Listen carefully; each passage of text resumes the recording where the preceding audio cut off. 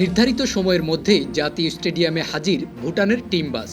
আগামীকাল ম্যাচের আগে মাঠ পরিচিতি আর নিজেদের প্রস্তুতি দুই হবে আজ। ভুটানের টিম বাস দেখে বাংলাদেশ দলের মতো এত আগ্রহ না থাকলেও উপস্থিত ছিলেন কিছু ফুটবল প্রেমীরা। বিকেল 4টা থেকে সন্ধ্যা 6টা পর্যন্ত ভুটান টিম অনুশীলন করবেন জাতীয় স্টেডিয়ামে, আর ঠিক 6টা 30 থেকে শুরু হবে বাংলাদেশ দলের অনুশীলন।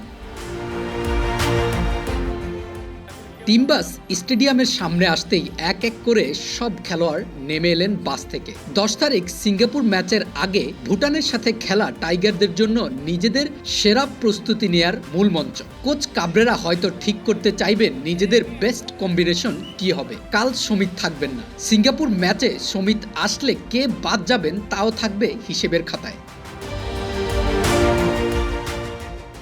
মূল মাঠে দল অনুশীলন করতে পারবেন 2 ঘন্টা। তাদের শেষ হলেই ঢুকবেন টাইগাররা। তবে ভুটান কালকের ম্যাচের জন্য এই 2 ঘন্টাই অনুশীলনে কাজে লাগাতে চাইবেন, তাই দলের সবাই খুব সিরিয়াস। বাংলাদেশ থেকে এক ধাপ এগিয়ে থাকা দলটি নিশ্চয়ই চাইবেন স্বাগতিকদের হারিয়ে চমক দেখাতে। এদিকে নতুন বাংলাদেশ তাদের সক্ষমতা দেখার জন্য নিজেদের 110 দিবেন বলেই মনে হয়। সিঙ্গাপুর ম্যাচের আগে যা হতে পারে একটা সতর্কবার্তা ফুটবল বিশ্বের জন্য। ফিফা র্যাঙ্কিংয়ে ভুটানের অবস্থান 182-তে আর বাংলাদেশের 183। 10 জুন সিঙ্গাপুরের সাথে বাংলাদেশ টাইগারদের গুরুত্বপূর্ণ ম্যাচ।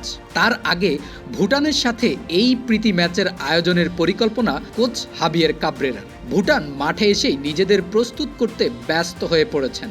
ম্যাচটি তাদের জন্য যতটা কম গুরুত্বপূর্ণ, ঠিক ততটাই বেশি গুরুত্বপূর্ণ বাংলাদেশ টাইগারদের জন্য। তাই হাবিয়ের কাবরেরা চাইবেন ম্যাচটি ভালোভাবে জিতে মানসিকভাবে শক্ত অবস্থানে থাকতে।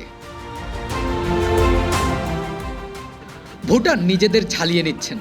আগামীকালের ম্যাচে যেন বাংলাদেশকে রুখে দিতে পারেন, আর বাংলাদেশ চাইবেন নিজেদের সেরা দলটি খুঁজে পেতে। তবে ভুটান কোনোভাবেই যে বাংলাদেশকে ছাড় দিতে চাইবেন না তা বোঝাই যায়, কারণ ভুটান কাগজে কলমে এখনও বাংলাদেশের থেকে এক ধাপ এগিয়ে।